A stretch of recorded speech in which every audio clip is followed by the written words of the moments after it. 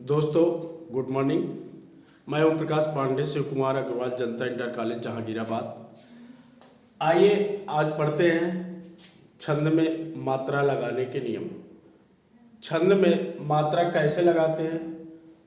मात्राएं जैसे कि हमें पता है कि दो तरह की होती है, लघु और दीर्घ।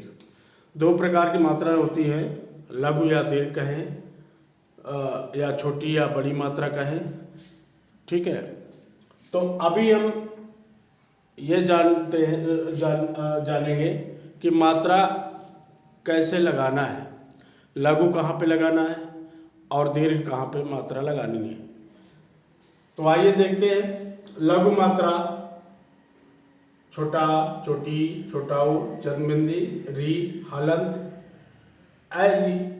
ऐसे वर्ण जिनमें ये मात्राएं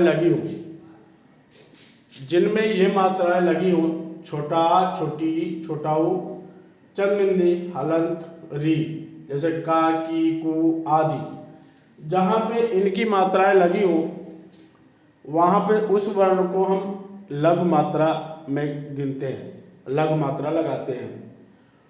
उसी तरह आइए देखते हैं दीर्घ मात्रा। दीर्घ मात्रा कहाँ पे लगाते हैं।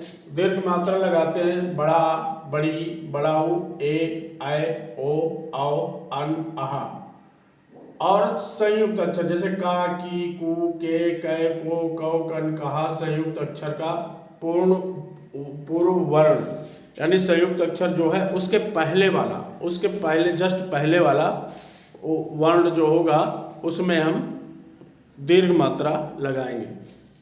तो आइए इसको एक उदाहरण के साथ समझते हैं कि कैसे मात्रा लगाते हैं। तो पहला उदाहरण है, सोरठा और रोला हमने लिया है क्योंकि हमारे सिलेबस में यानी क्लास 10th में सोरठा और रोला ही है। तो सोरठा छंद और रोला छंद हमने लिया है। तो पहले देखते हैं सोरठा को। सोरठा में पहला है उदाहरण है, भरत चरित करि नेम, तुलसी जे सादर सुनहि, सिया राम पद प्रेम, अवश्य होई मन रस बिरति। यानी कि अब सोरठा है, इसको हम पढ़ते हैं कि इसमें मात्रा कैसे लगानी है। तो जैसे पता है कि छोटा आ जहाँ पे हो वहाँ पे हम लघु मात्रा का प्रयोग करते हैं, और बड़ा छोटा चा छोटा है तो लघु मात्रा, रा में छोटी की मात्रा तो लघु मात्रा, ता में छोटी की मात्रा कोई मात्रा नहीं तो लघु मात्रा। उसी तरह का में लघु मात्रा, रा में लघु मात्रा, जैसे कि लिखा हुआ है छोटी के साथ लघु मात्रा का ही प्रयोग होता है। ना में एक ही मात्रा है तो एक ही मात्रा किस में आएगी, दीर्घ मात्रा में, और माँ में लघु मात्रा। अब इसको हम गिनते हैं, इसकी गणना करते हैं तो देखते हैं कि कितनी मात्राएं हो रही है। 3, 3, 6, 2, 8, 2, 10, 1, 11, बिल्कुल सही है। सोरठा में पहले चरण में 11 मात्राएं होती हैं, जैसा कि और दूसरे चरण में 13 मात्राएं होती हैं। हमें पहले से पता है ये चीज़ें कि सोरठा में पहले चरण में 11 मात्रा, दूसरे में 13 मात्रा, और तीसरे में 11 मात्रा और चौथे में 13 मात्राएं होती हैं।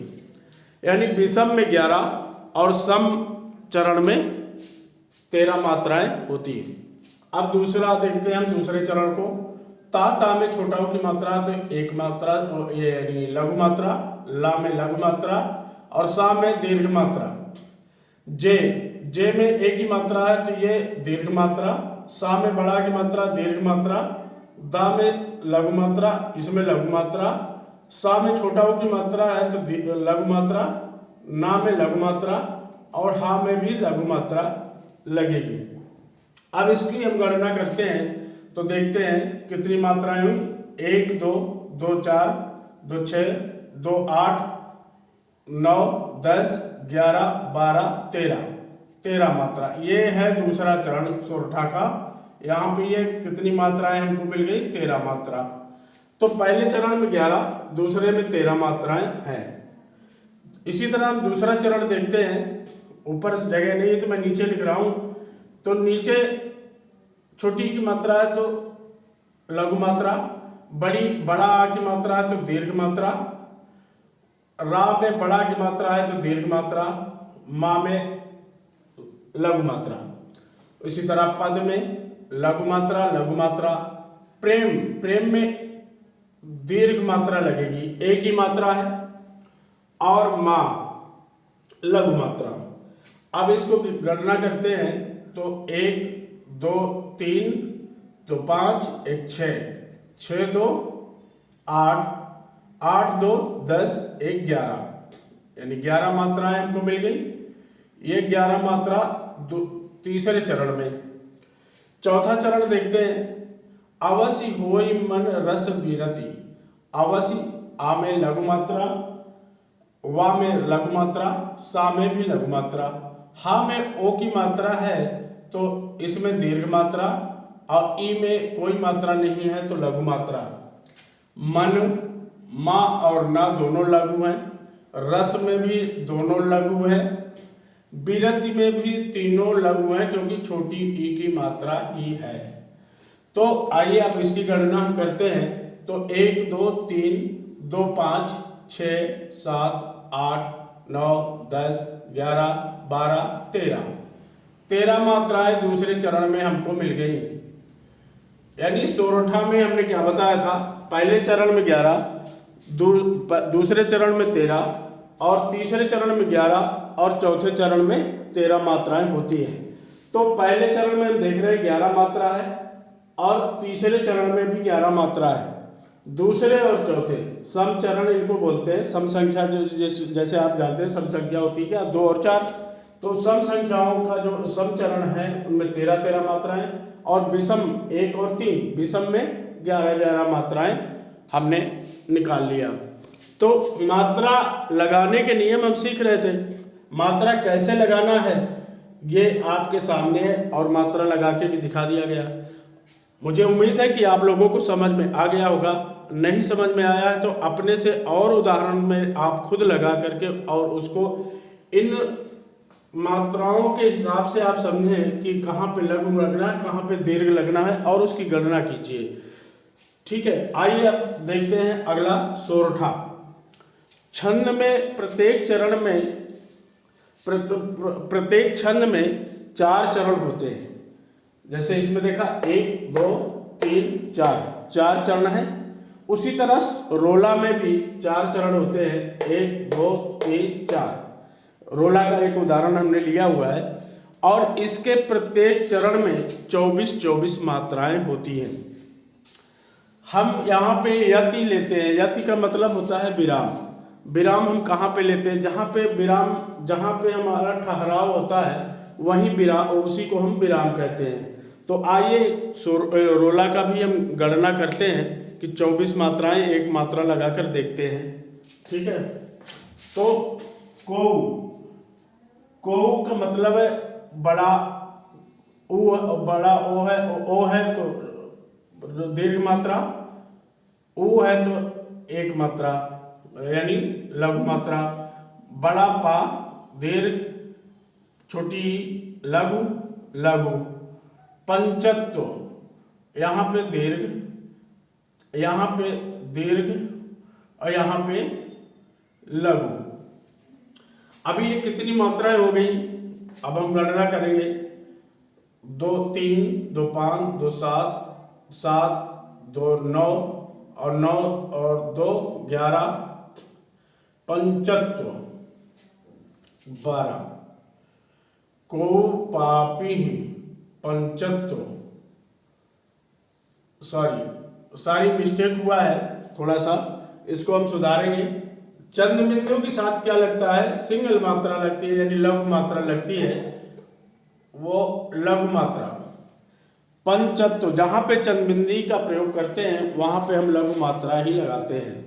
तो लघु मात्रा हमने लगा दिया है। अभी हम फिर से इसको गिनती करते हैं। तो 2 1 3 2 5 6 7 8 2 10 1 11।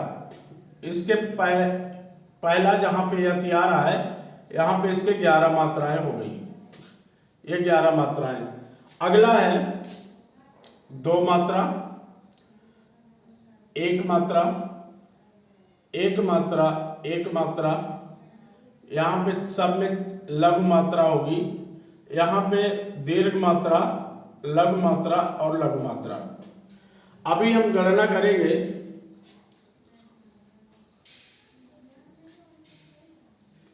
अभी हम गणना करके देखते हैं कि कितना हुआ। तो 2 3 4 5 6 7 8 9 2 11 और 2 13। यहाँ पे 13 मात्राएं हमको मिल गई हैं। यहाँ पे 11 जो जहाँ पे यति होती है इसको हम चरण नहीं बोलेंगे। रोला में चरण ये होता है, यहाँ तक एक चरण होता है। ये पहला चरण इसका यहाँ तक है, धावत। यहाँ तो यति है, विराम है। यति हम जहाँ पे सांस लेने के लिए रुकते हैं वहाँ पे यति बोला जाता है, और यति का मतलब होता है विराम, रुकाव, ठहराव। तो अभी हम इसको देख रहे हैं कि पहला जहाँ पे ठहराव है वहाँ 11, और दूसरा जहाँ पे यति होता है, विराम होता है, वहाँ पे 13। और 11 और प्लस 13 दोनों करेंगे तो कितनी मात्राएं आएंगी? तो बराबर 24 मात्राएं हमको मिल गई पहले चरण में। इसके रोला के प्रत्येक चरण में 24 मात्राएं होती हैं, तो हमको 24 मात्राएं मिल गई। इसी तरह से हमको हर एक चरण में 24 मात्राएं मिलेंगी। जैसे हम देख लेते हैं, एक बीच में जगह नहीं है तो इसलिए मैं नीचे का उदाहरण के नीचे की लाइन में देखता हूँ। इसको करते हैं। तो पहला दीर्घ मात्रा, औ की मात्रा है, इसमें भी दीर्घ मात्रा। इसमें क्या होगा?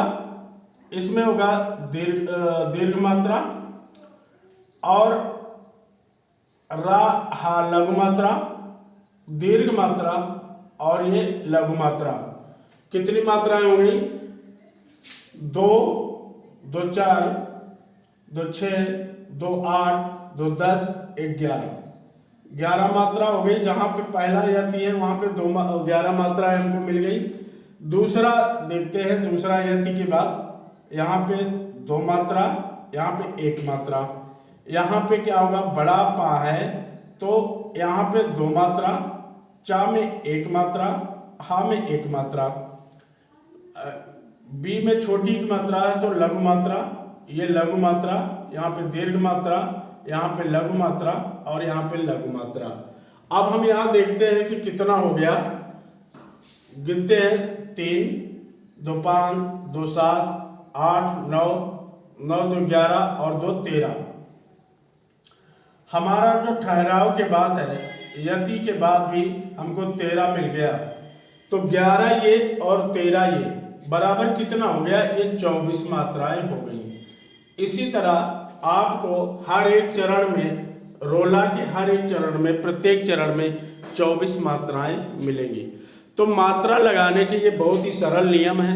इसको 1-2 बार आप लगाएंगे तो आप खुद ब खुद अपने आप में समझ जाएंगे कि यहाँ पे कहाँ पे कौन सी मात्रा लगती है, और उसकी मात्रा को लगा कर के मात्रा की गणना कैसे की जाती है आज हम लोगों ने सीख लिया है। तो मुझे उम्मीद है कि आप लोगों को समझ में आ गया होगा और उदाहरण में आप लगाएं। अगर कहीं पे समस्या आती है तो कमेंट जरूर करें, उसको आपको समाधान मिलेगा। ठीक है, तो आज के लिए दोस्तों बस इतना ही। ठीक है, अपना ध्यान रखिए, पढ़ाई जारी रखिए, मेहनत करिए। Good bye.